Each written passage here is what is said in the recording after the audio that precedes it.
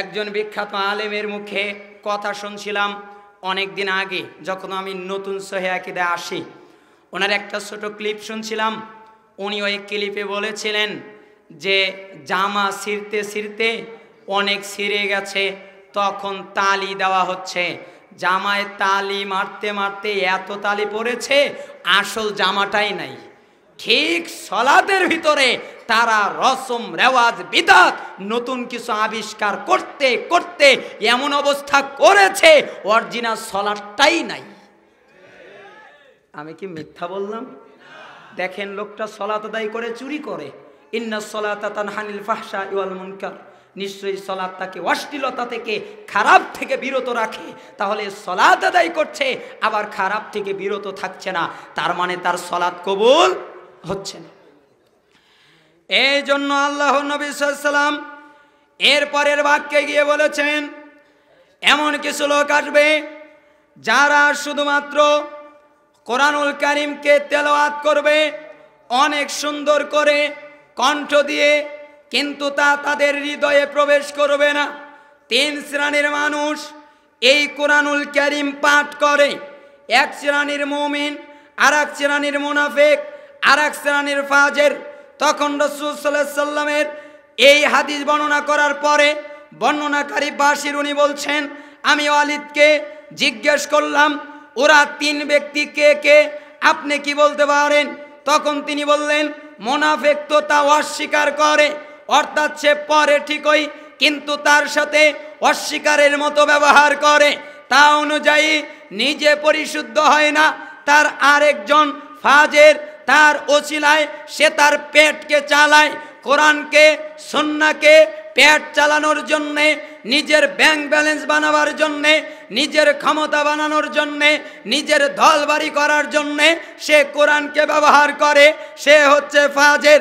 আর এক শ্রেণীর মুমিন যে তার প্রতি ঈমান আনে এবং ঈমান আনার পরে যা কিছু আল্লাহ তাআলা বলেছেন ওই অনুযায়ী আমল করে, এর ব্যতিক্রম কিছু করে না। রাসূল সাল্লাল্লাহু আলাইহি সাল্লামের সাহাবী থেকে বর্ণিত, তিনি বলছেন, জিয়াদ বিন হুদাইর উনি বলছেন, আমি একদিন আমাকে ওমর ইবনুল খাত্তাব রাদিয়াল্লাহু আনহুমা তিনি আমাকে বললেন যে তুমি কি জানো ইসলামকে কিসে ধ্বংস করবে, কোন জিনিসের মাধ্যমে ইসলাম ধ্বংস হয়ে যাবে? তখন আমি বললাম, জি না, আমি জানি না, আমি বলতে পারবো না। তখন তিনি বললেন, শুনে রাখো, ইসলামকে ধ্বংস করবে আলেমদের পদস্খলনের মাধ্যমে। আলেমরা যখন পদস্খলন করবে, পদস্খলিত হয়ে যাবে, যখন তারা বিপথে চলে যাবে, যখন তারা সঠিক রাস্তা হারিয়ে ফেলবে, তখনই ইসলামের ক্ষতি হওয়া শুরু করবে। তোমরা কি জানো কোরআন নিয়ে মুনাফিকদের বিতর্ক করার মাধ্যমে এবং ভ্রষ্টকারী শাসকদের রাষ্ট্র শাসনের মাধ্যমে যারা ভ্রষ্টকারী শাসক হবে, যারা জাতির কল্যাণ চায় না, যারা মানুষের কল্যাণ চায় না, যারা ব্যক্তির কল্যাণ চায় না, শোনেন, 10 তলা বাড়ি বানানোতে ব্যক্তির কল্যাণ নাই, অনেক কিছু বানানোতে ব্যক্তির কল্যাণ নাই। ব্যক্তির একমাত্র কল্যাণ হচ্ছে ব্যক্তিকে জান্নাতি বানানো। ব্যক্তির অনেক কিছু বানানোর ভিতরে কোনো কল্যাণ থাকতে পারে না। ব্যক্তির উঁচু উঁচু বাড়ি হতে পারে, এতে কোনো কল্যাণ থাকে না। ব্যক্তির অনেক কিছু হতে পারে, এতে কোনো কল্যাণ থাকতে পারে না। ব্যক্তিকে কল্যাণ দিতে চাইলে ব্যক্তিকে জান্নাতি বানাতে হবে, ব্যক্তিকে সঠিক ইসলাম শিক্ষা দিতে হবে, সঠিক দিন তাদেরকে দিতে হবে। কিন্তু এই তিন শ্রেণীর মাধ্যমে ইসলাম ধ্বংস হয়ে যায়। তার এক শ্রেণীর হচ্ছে আলেমদের মাধ্যমে, যারা কোরআন সুন্নাহ পড়ে ঠিকই, কিন্তু তার উল্টাটা করে। তার এক শ্রেণীর হচ্ছে মুনাফিকদের বিতর্কের মাধ্যমে, তারা নিজেরা অত মানে না, নিজেরা অত করে না, নিজেরা ওই পথে চলে না, খালি বিতর্ক আর বিতর্ক, একজন আরেকজনের সাথে করে, আরেকজন ভ্রষ্টকারী শাসকের মাধ্যমে এই দিন নষ্ট হয়ে যায়। রাসূলুল্লাহ সাল্লাল্লাহু আলাইহি সাল্লামের আরেকটা বর্ণনায় পাওয়া যায়, আবু আব্দুর রহমান সুলামি রাহিমাহুল্লাহ বলেন, আমাদেরকে আমাদের উস্তাদগণ বর্ণনা করেছেন যে যারা রাসূল সাল্লাল্লাহু আলাইহি ওয়াসাল্লামের ছাত্র ছিলেন, তারা 10টা আয়াত শিখলে ততক্ষণ পর্যন্ত আর আগে বাড়তেন না, যতক্ষণ পর্যন্ত ওর উপরে কি ইলম এবং কি আমল এটা শিক্ষা করেছেন, ততক্ষণ পর্যন্ত তারা সামনে যেতেন না। তারা যখন 10টা আয়াত মুখস্থ করত, ওই আয়াতে কি কি এলেম আছে ওই ইলেম জানতো, ওই আয়াতের মাধ্যমে কি কি আমল করা যায় ওই অনুযায়ী আমল করত, তারপরে তারা আগ বাড়াতো। আমরা বলি আমরা সালাফি মানহাজ, এ কথা আমাদের মুখে মানাই না। আমরা বলছি আমরা সালফে সালেহিনের অনুসরণ করি, এ কথা আমাদের মুখে মানাই না। যদি আমাদের মুখে বানাইতো তাহলে রাসূল সাল্লাল্লাহু আলাইহি সাল্লামের সাহাবায়ে কেরাম 10টা আয়াতের উপরে আমল না করা পর্যন্ত, 10টা আয়াতে কি ইলম আছে ওই ইলম অনুযায়ী আমল না করা পর্যন্ত পরবর্তী 10টা আয়াতে যেত না। আজকে যদি আমরা বলতাম যে আমরা সালাফি মানহাজ, তাহলে আমাদের শিক্ষা প্রতিষ্ঠানে আমাদের যেখানে কোরআন সুন্নাহ শেখানো হয় সেখানে ইবনে মাজার 61 নম্বর হাদিস, কোন বর্ণনার 63 নম্বর হাদিস দ্বারা প্রথমে আমরা ঈমান শেখাতাম কোরআন শেখানোর আগেই, কিন্তু আমরা তা করছি না। আমরা যদি সালাফি মানহাজি ফলো করি তাহলে কোরআনুল কারীমের 10টা আয়াত শিখে ওই অনুযায়ী আমল করে পরবর্তী 10টা আয়াতে যেতাম, কিন্তু আমরা তা করছি না। আমাদের প্রতিষ্ঠানগুলো আমল আর ইলমের সমন্বয়ে হচ্ছে না, শুধুমাত্র ইলম অর্জন করা হচ্ছে, আমল করা হচ্ছে না। আগের যুগে সাহাবীরা ইলম এবং আমলের সমন্বয়ে তারা ইলম অর্জন করত, আমরা তার উল্টাটা করছি। আপনি যখন মাদ্রাসায় পড়ালেন, আপনার যেই ছাত্রটা সালাতের হাদিস মুখস্থ করলো, সে কি সালাত আদায় করলো কিনা আপনি তা দেখলেন না। আপনার ছাত্রটা মুখস্থ করলো মসজিদে ঢুকলে 2 রাকাত সালাত পড়তে হয়, ওযু করলে 2 রাকাত সালাত পড়তে হয়, একজনের সাথে দেখা হলে সালাম দিতে হয়, হাসি মুখে কথা বলতে হয়, মুসাফা করতে হয়। আপনার ছাত্রটার ভিতরে ওই আমলটা আছে কিনা আপনি তা দেখলেন না। শুধুমাত্র আপনি এমন একটা শিক্ষা ব্যবস্থা দিয়ে দিলেন যে শুধু ইলম অর্জন করো, আমলের অত গুরুত্ব থাকলো না। এই ইলমের মাধ্যমে সালাফিদের উত্তরসূরি হওয়া যায় না। সালাফিদের উত্তরসূরি হতে চাইলে ওই ইলম অনুযায়ী আমল থাকতে হবে।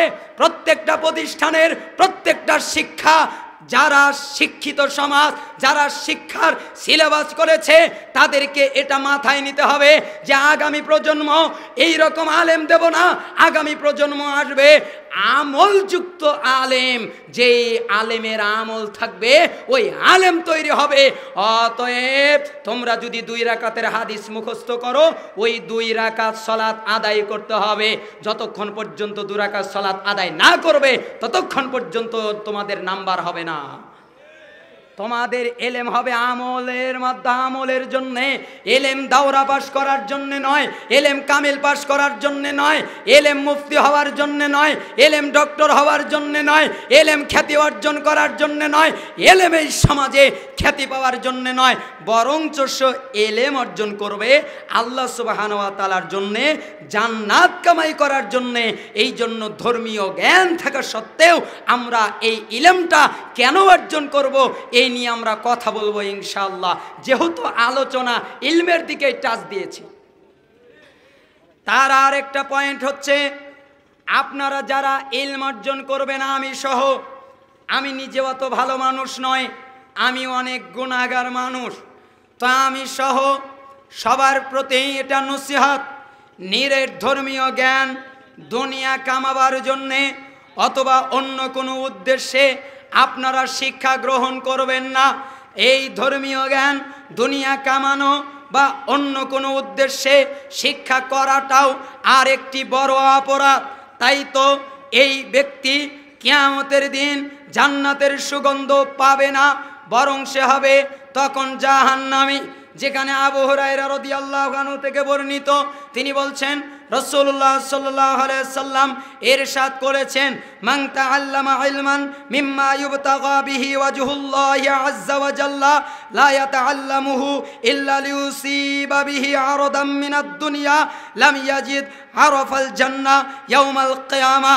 শুনে রাখো, যে ব্যক্তি দুনিয়ার কোনো সম্পদ পাওয়ার জন্যে, এমন কোনো জ্ঞান শেখে যা একমাত্র আল্লাহর সন্তুষ্টির জন্য শিক্ষা গ্রহণ করতে হয়, শিক্ষা গ্রহণ করে যার মাধ্যমে আল্লাহর সন্তুষ্টি কামাই করা যায়, যার মাধ্যমে আল্লাহকে খুশি করা যায়, এমন কোনো ইলম, এমন কোনো জ্ঞান যার মাধ্যমে আল্লাহকে রাজি করা যায়। এই জ্ঞান যদি কোনো ব্যক্তি দুনিয়া কামাইয়ের জন্যে, সম্পদ কামাইয়ের জন্যে, সম্মান কামাইয়ের জন্যে, দুনিয়ার জন্যে অর্জন করে, তাহলে কিয়ামতের দিন সে জান্নাতের সুগন্ধ পর্যন্ত পাবে না। এই হাদিসটা বর্ণিত আছে আবু দাউদের 3664-তে, ইবনে মাজার 252-তে। তার মানে বোঝা যায় ধর্মীয় জ্ঞান দুনিয়ার জন্য অর্জন করতে হয় না।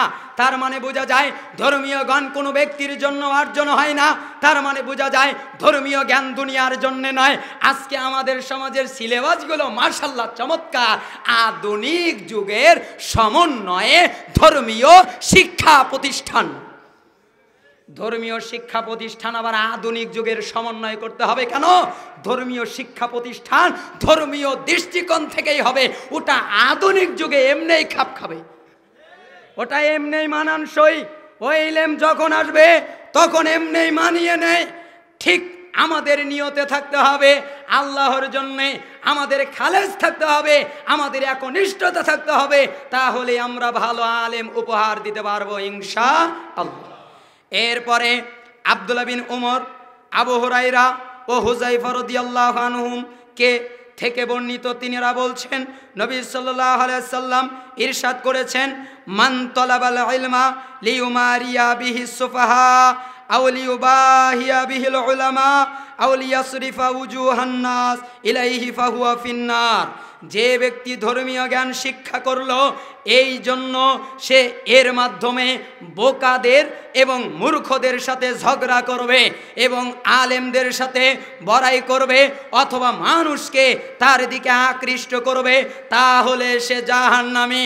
হে দুনিয়ার বক্তা শ্রেণীর লোকেরা, হে দুনিয়ার আলেম ওলামারা, হে দুনিয়ার মাদ্রাসার শিক্ষিত লোকেরা, হে দুনিয়ার ছাত্ররা, আপনারা এ কথা অবগত হয়ে যান, যে ব্যক্তি এমন ইলম অর্জন করবে, ধর্মীয় জ্ঞান শিক্ষা করলো, এই জন্যে এর মাধ্যমে সে বোকাদেরকে জবাব দেবে, এর মাধ্যমে মূর্খদের রদ করবে। আমার যদি নিয়তে থাকে এই লোকটা মূর্খ, ওকে আমি ওর বিরুদ্ধে যাওয়ার জন্যে আমি ধর্মীয় জ্ঞান অর্জন করব, আমি আলেমদের সাথে লড়াই করার জন্যে, ঝগড়া করার জন্যে ধর্মীয় জ্ঞান অর্জন করব, মূর্খদেরকে পরাজিত করার জন্যে ধর্মীয় জ্ঞান অর্জন করব এবং আমার জ্ঞানের মাধ্যমে আমি মানুষকে আকৃষ্ট করব, আমার কথা যেন মানুষেরা মেনে নেয়, আমার কথা যেন মানুষেরা গ্রহণ করে নেয়, আমার কথা অনুযায়ী যেন মানুষেরা চলে।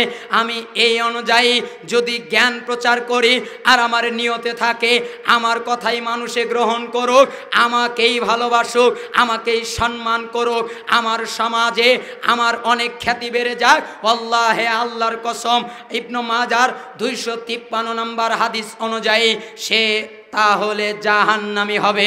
যে ব্যক্তি ইলমের মাধ্যমে কাউকে রদ করতে চাবে এজন্য জ্ঞান অর্জন করবে, যে ব্যক্তি ইলমের মাধ্যমে বোকাদের বিরুদ্ধে যাবে এই জন্য জ্ঞান অর্জন করবে, যে ব্যক্তি ইলমের মাধ্যমে অন্য কাউকে নিজের দিকে আকৃষ্ট করবে এই জন্য জ্ঞান অর্জন করবে, তাহলে সে জাহান্নামী।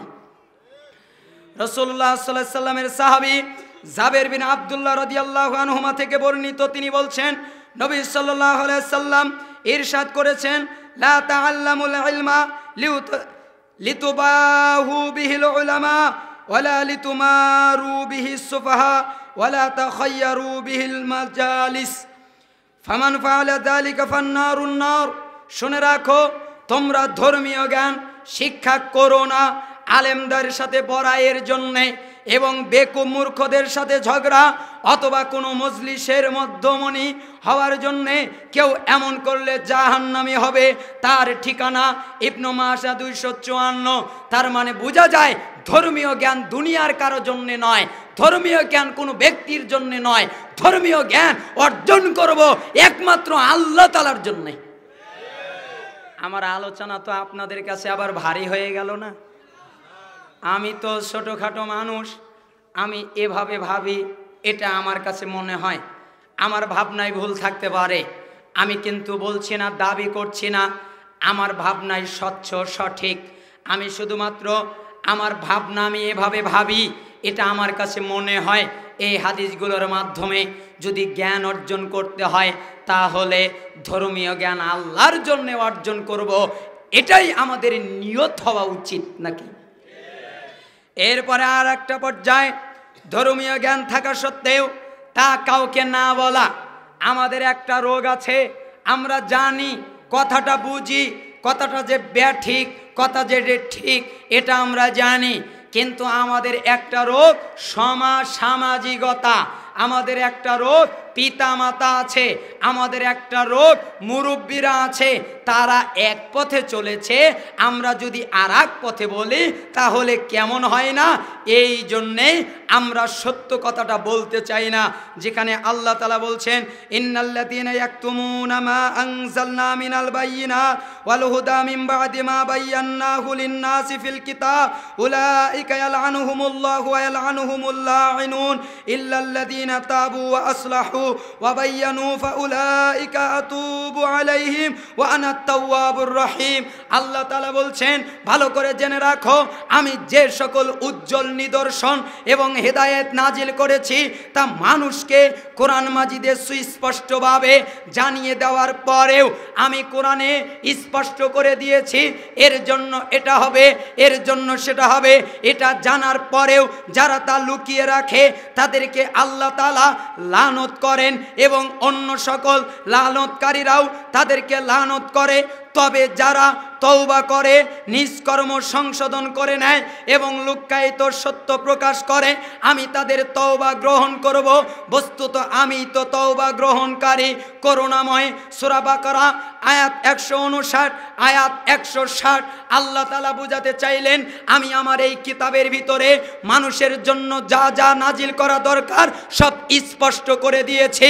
যখন স্পষ্ট পাওয়ার পরেও যারা তা গোপন রাখে, তা প্রকাশ করে না, তাদের উপরে আল্লাহ তাআলা অভিশাপ বর্ষণ করেন, লানত বর্ষণ করেন এবং লানতকারীরাও তাদের উপরে, অভিশপ্তকারীরাও তাদের উপরে লানত বর্ষণ করেন। আর শুনে রাখো, যারা এমনটা করে ফেলেছে কিন্তু পরবর্তীতে ভুল বুঝতে পেরেছে, আল্লাহ তাআলার কাছে ক্ষমা চাইছে, আল্লাহ তাআলা তাদেরকে ক্ষমা করে দেন, কারণ আল্লাহ সুবহানাহু ওয়া তাআলাই তো তওবা গ্রহণকারী, পরম দয়ালু। আপনি বলবেন, আমাদের সমাজে কে বলে আয়াত গোপন করে? জি, আমাদের সমাজে আয়াত গোপন করা হয়। যদি গোপন না করা হতো তাহলে এই সমাজে পীর মুরিদির ব্যবসা থাকতে পারতো না। তারা বলছে, ওয়াকুনু মা'আস সাদিকিন, তোমরা সত্যবাদীদের সাথে হও। যখন তাদের জিজ্ঞেস করা হয় সত্যবাদী কারা, তখন তারা বলে, সত্যবাদী মানে পীর ধরা, সত্যবাদী মানে আমার তরিকা ধরা, সত্যবাদী মানে এই হুজুরকে ধরা, ওই হুজুরকে মেনে নেওয়া। অপরদিকে আল্লাহ তাআলা স্পষ্ট করে দিলেন সূরা আরাফের 3 নম্বর আয়াতে, ইত্তাবিউ, অনুসরণ করো, মা উনজিলা ইলাইকুম মির রাব্বিকুম, তোমার রবের পক্ষ থেকে যা নাজিল হয়েছে তাই। ওয়ালা তাত্তাবিউ, খবরদার অনুসরণ করো না, মিন দুনিহি আউলিয়া, ওলি আউলিয়াদের। এখানে জেনে রাখলে ভালো হবে, ওলির বহুবচন হচ্ছে আউলিয়া। ওলি মানে একজন, ওলি মানে একক, ওলি মানে একজন ব্যক্তিকে বোঝানো হয়। আর আউলিয়া হচ্ছে বহুবচনে, অর্থাৎ যত ওলি আছে সবাইকে একসাথে আউলিয়া বলা হয়। অর্থাৎ পৃথিবীতে যত ওলিয়া উলিয়া আছে তোমরা এদের ইত্তেবা করো না, তোমরা এদের অনুসরণ করো না। আউলিয়ার অর্থ অভিভাবক, আউলিয়ার অর্থ ক্ষমতার অধিকারী, আউলিয়ার অর্থ যে বিচার কার্য চালায়, আউলিয়ার অর্থ অভিভাবক হয়, আউলিয়ার অর্থ পীরদের একসাথে বলা হয়, আউলিয়ার অর্থ ওলিদেরকে একসাথে বলা হয়। অর্থাৎ আপনার বাবা আপনার আউলিয়া, আপনার অভিভাবক হতে পারে, আপনার সমাজ আপনার অভিভাবক হতে পারে, আপনার দেশের নেতা আপনার অভিভাবক হতে পারে। অভিভাবক যেই হোক না কেন, আল্লাহ তাআলা যা নাজিল করেছে তোমরা তাই অনুসরণ করো। খবরদার ওলিয়া উলিয়াদের তোমরা মেনো না।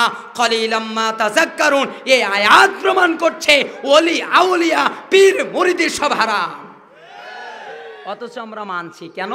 আয়াত স্পষ্ট করে বলছি না, আমরা জানি এটা হারাম, আমরা জানি এটা ঠিক না, ওরা জোরে জোরে জিকির করে লা ইলাহা ইল্লাল্লাহ ইল্লাল্লাহ ইল্লাল্লাহ।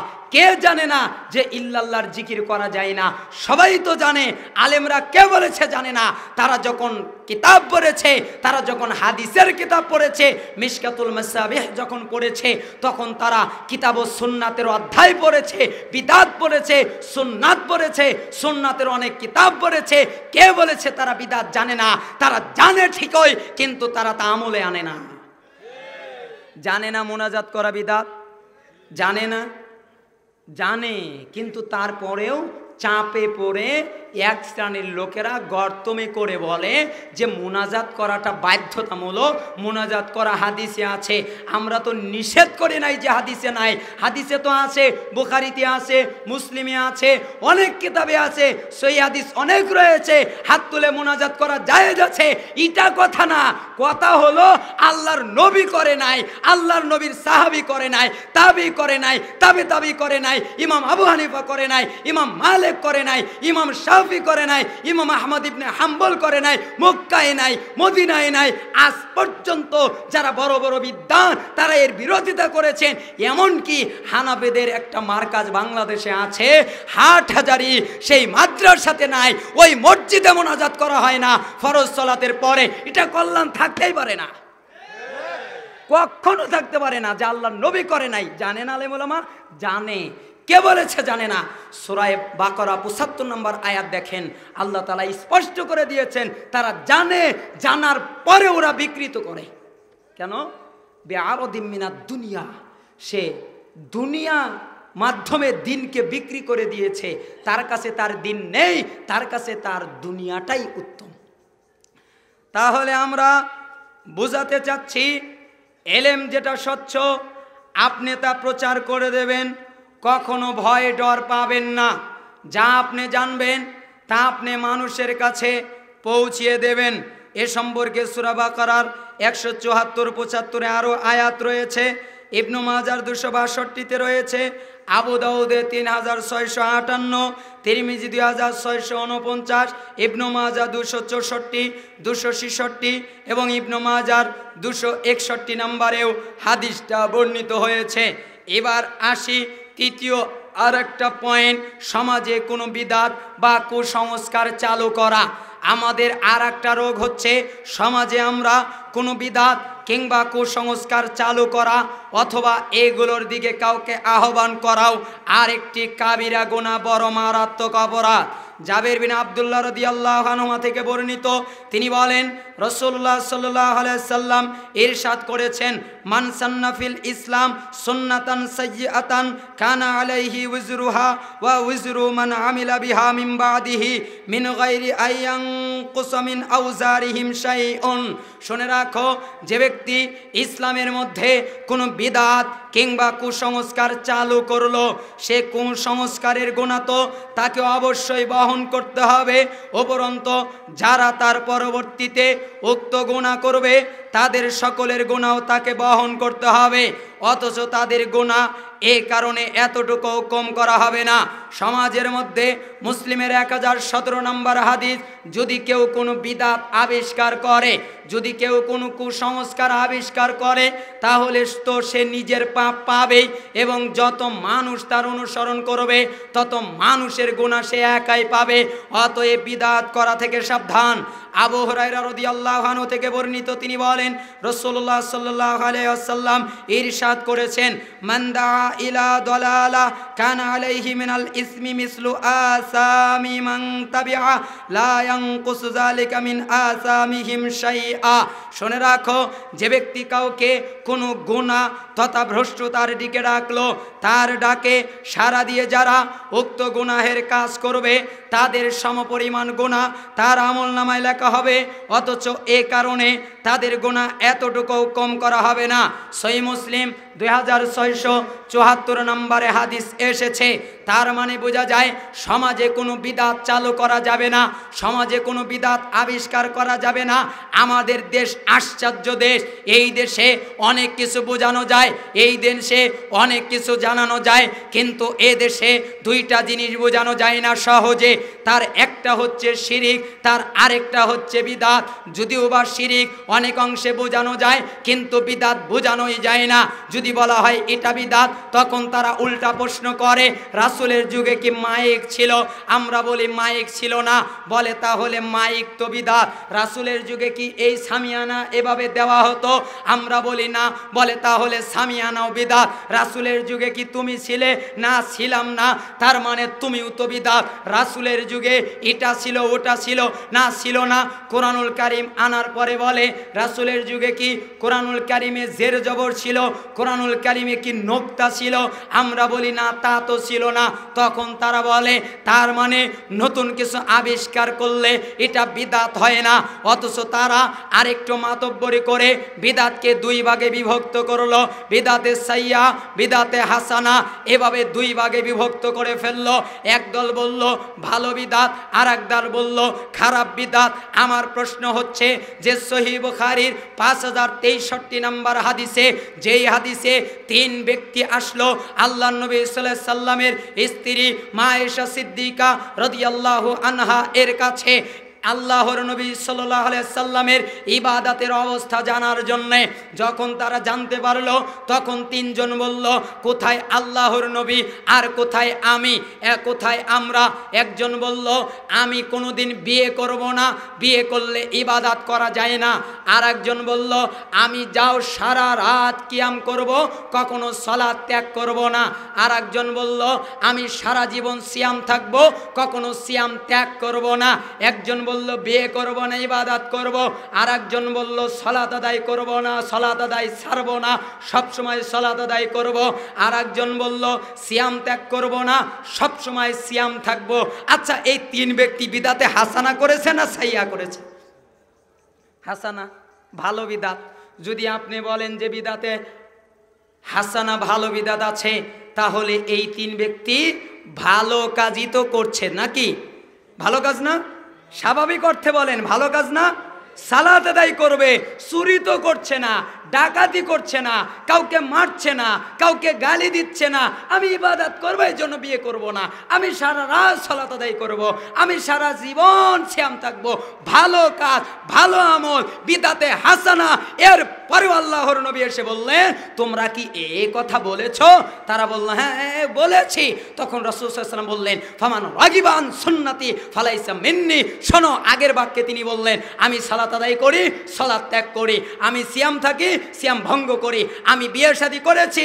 যে ব্যক্তি আমার সুন্নাত থেকে মুখ ফেরাবে, ফামান রাগিবান সুন্নতি ফালাইসা মিন্নি, যারা আমার সুন্নাতের প্রতি বিরাগ পোষণ করবে ওরা আমার উম্মতের অন্তর্ভুক্ত না। তার মানে বিদাতে হাসানা করলে উম্মতে থাকা, এই হাদিস এটা ইঙ্গিত করে। এ থেকে আমি যতগুলো সরা পড়েছি তাতে আমার এই বোঝ এ হাদিস এদিকে আনা যায়। তার মানে বোঝা যায় যে ইবাদত যদি সে নিজের মতো করে করে, ইবাদত যদি সে নিজের পদ্ধতিতে করে, তাহলে মুহাম্মদ সাল্লাল্লাহু আলাইহি সাল্লামকে পাঠানো হলো কেন? তাই না? তাহলে বোঝা যায় রাসূলুল্লাহ সাল্লাল্লাহু আলাইহি সাল্লামের পরে তো আয়াত নাযিল হয়েছে ওয়া আনজালনা ইলাইকা যিকরা লিতুবাইয়িনা লিন-নাস মা নুজিলা ইলাইহিম ওয়া লাআল্লাহুম ইয়াতাফাক্কারুন। হে নবী, আমরা এই কিতাব আপনার উপরে এজন্যই নাজিল করেছি, মানুষদের জন্য যা কিছু নাজিল করা হয়েছে এগুলো যেন আপনি ব্যাখ্যা করে দিতে পারেন, বুঝিয়ে দিতে পারেন, এই জন্য আপনার উপরে কোরআন নাজিল করেছি। সূরা নাহল 44। তার মানে ব্যাখ্যা করবেন মুহাম্মদ সাল্লাল্লাহু আলাইহি সাল্লাম। তিনি যদি না বুঝিয়ে দেন তাহলে আমাদের বোঝার ক্ষমতা নেই। তার মানে আল্লাহর নবী যে অপর বাক্যে বললেন ওয়াকুল্লা বিদআতিন দালালা, প্রত্যেক বিদাতের পরিণাম জাহান্নাম। তার মানে বিদাতে হাসানা যারা বানিয়েছে ওরা ভালো জাহান্নামে যাবে, তাই না? যারা বিদাতে হাসানা বানিয়েছে ভালো জাহান্নাম, আর যারা বিদাতে সাইয়া বানিয়েছে তারা খারাপ জাহান্নাম, এরকম আছে? তার মানে বিদাতে হাসানা হোক আর বিদাতে সাইয়া হোক, প্রত্যেকটার পরিণাম জাহান্নাম। আবার বলে যে বিদাতের এক অর্থ। আরে বাবা, বিদাতের আবিধানিকে এক অর্থ, শারীতে আর এক অর্থ। যেমন সুন্নাতের আবিধানিক এক অর্থ, শারীতে আর এক অর্থ। সুন্নাতের আবিধানিক অর্থ কি? খারাপ। সুন্নাতের আবিধানিক অর্থ কি? খারাপ। এটা আমি উল্টা আগে বললাম। কেন? সুন্নাতের ভালো অর্থ আছে, কর্মপদ্ধতি, রাস্তা, তা ভালো হতে পারে, মন্দ হতে পারে। আর 4-5 মিনিট হয়তো আপনাদের মাঝে কথা বলবো। সুন্নাতের ভালো অর্থকেও মান সান্না সুন্নাতান হাসানাতান, যে ব্যক্তি উত্তম কোনো কাজের প্রচলন করলো, ভালো কাজের প্রচলন করলো, তার মানে এখানে সুন্না ভালো অর্থে ব্যবহার হয়েছে। ওয়ামান সান্না সুন্নাতান সাইয়াতান, যে ব্যক্তি মন্দ কাজের প্রচলন করলো, তার মানে এই শব্দে সুন্না মন্দ অর্থে ব্যবহার করা হয়েছে। ইবনে মাজাহ 207 নম্বর হাদিস, তাওহীদ পাবলিকেশন। তার মানে বোঝা যায় সুন্নাহ অর্থ খারাপ, সুন্নাহ অর্থ ভালো। এটা আবিধানিক অর্থ। আবিধানিক অর্থ একটা আর শারঈ অর্থ অন্যটা। শারঈ অর্থ কি? ফামান রাগিবান সুন্নতি ফালাইসা মিন্নি। শরিয়াতের পরিভাষায় রাসূল করিম সাল্লাল্লাহু আলাইহি সাল্লামের পদ্ধতিকে, তরিকাকে সুন্নাহ বলা হয়। আর আবিধানিক অর্থে কর্মপদ্ধতি, রাস্তা, ভালো মন্দ একটা হলেই তাকে সুন্নাহ বলা হয়। দুটাই এক হলো? ঠিক বিদআতও তাই। আবিধানিক অর্থে বিদআত মানে নতুন, নতুন যা তাই বিদআত, এটা আবিধানিক অর্থে। আর শারঈ অর্থে বিদআত হচ্ছে মান আমিলা আমালান লাইসা আলাইহি আমরুনা ফাহুয়া রাদ্দুন, যে ব্যক্তি এমন কোনো আমল করলো যা আমি রাসূলের থেকে প্রমাণিত নয়, তাহলে তা বাতিল, প্রত্যাখ্যাত, মরদুদ। যে ব্যক্তি এমন আমল করলো, এমন কর্ম করলো, এমন কাজ করলো যা রাসূল থেকে নাই, তাহলে তা বাতিল, তাহলে তা পরিত্যাজ্য, তাহলে তা প্রত্যাখ্যাত। এ কথা আল্লাহর নবী বললেন। এবার মেসেজমূলক, আসলেই আমি ভাবছিলাম না যে আপনাদের সামনে কথা বলতে পারবো, এই জন্য টপিক দেই নাই। তো যাই হোক, আমি ইলমের উপরে এবং বিভিন্ন দিক নির্দেশনামূলক কিছু কথা বলছিলাম। শেষ পর্যায়ে আপনাদের জন্যে 2-1টা উপদেশের মাধ্যমে আমি আমার আলোচনার সমাপ্তি ঘটাচ্ছি। যদিও বা 1 ঘন্টা হয়ে গেছে আলহামদুলিল্লাহ, তো আমি চাচ্ছি না আর বেশি দূর থাকা। এজন্য রাসূলুল্লাহ সাল্লাল্লাহু আলাইহি সাল্লাম থেকে 2-1টা হাদিসের মাধ্যমে আমরা নসিহা করি। আল্লাহ সুবহানাহু ওয়া তাআলা যেন আমাদের বুঝে তৌফিক দান করেন।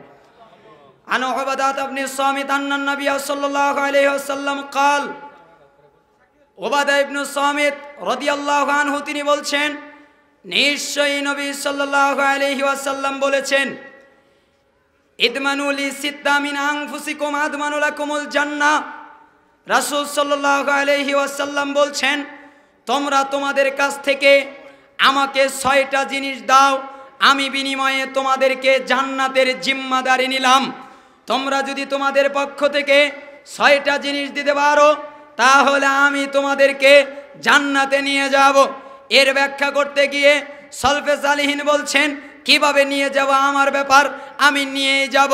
তার একটা হলো উসদুকু ইযা হাদ্দাসতুম, যখন তোমরা কথা বলবে সত্য বলবে। ওয়া আউফু ইযা ওয়াআদতুম, যখন তোমরা প্রতিশ্রুতি দেবে তখন তা পালন করবে। ওয়া আদ্দু ইযা তুমিনতুম, যখন তোমাদের কাছে কিছু গচ্ছিত রাখা হবে তখন তোমরা দেবে। ওয়াহফাজু ফুরুজাকুম, তোমরা তোমাদের নিজেদের লজ্জাস্থানসমূহকে হেফাজত করবে। ওয়াগাদ্দু আবসারাকুম, তোমরা তোমাদের নিজেদের দৃষ্টিকে অবনমিত রাখবে। ওয়াকুফু আইদিকুম, তোমরা তোমাদের হাতকে নিয়ন্ত্রিত করবে। রাসূল সাল্লাল্লাহু আলাইহি সাল্লাম বলছেন, এক, যদি তোমরা যখন কথা বলবে সত্য বলবে, যখন প্রতিশ্রুতি দেবে পালন করবে, যখন তোমাদের কাছে কিছু রাখা হবে তা যে পায় তাকে ফেরত দেবে, তোমরা তোমাদের লজ্জাস্থান সমূহকে হেফাজত করবে, তোমরা তোমাদের চক্ষুকে অবনমিত করবে, তোমরা তোমাদের হাতকে নিয়ন্ত্রিত করবে। এই 6টা কাজ যদি করতে পারো, আমি মুহাম্মদ সাল্লাল্লাহু আলাইহি সাল্লাম তোমাদের জান্নাতের জিম্মাদারি নিলাম, নিয়েই যাব। এই হাদিসের মাধ্যমে আজকের আলোচনা সমাপ্তি ঘটাচ্ছি। হাদিসটা শুআবুল ঈমানে 4802 এসেছে এবং মিশকাতের 4870, আল মুস্তাদরিক 8066 এসেছে। সহিহ গায়রিহি হাদিসের মান। আমাদের সম্মানিত প্রিয় শাইখ আব্দুর রাজ্জাক বিন ইউসুফ হাফিজাহুল্লাহ আসলেই নিষেধ আছে হাদিসে প্রশংসা করতে। আমি শায়েখের জন্য হৃদয় থেকেই দোয়া করি, যা আমি এবং আমার রব জানেন। আর শায়েখের কাছে আমি দোয়া চাই, আমার জন্য শায়েখ যেন একটু দোয়া করে দেন এবং আপনারাও আমার জন্য দোয়া করবেন। আল্লাহ সুবহানাহু ওয়া তাআলা যেন হকের উপরে অটল থাকার তৌফিক দান করেন। এই দাওয়া এবং দাবি রেখে আপনাদের মাঝ থেকে বিদায় নিচ্ছি। আখিরু দাওয়ানা আলহামদুলিল্লাহি রাব্বিল আলামিন। সুবহানাকাল্লাহুম্মা ওয়া বিহামদিকা আশহাদু আল্লা ইলাহা ইল্লা আনতা আস্তাগফিরুকা ওয়া আতুবু ইলাইক। আসসালামু আলাইকুম ওয়া রাহমাতুল্লাহ।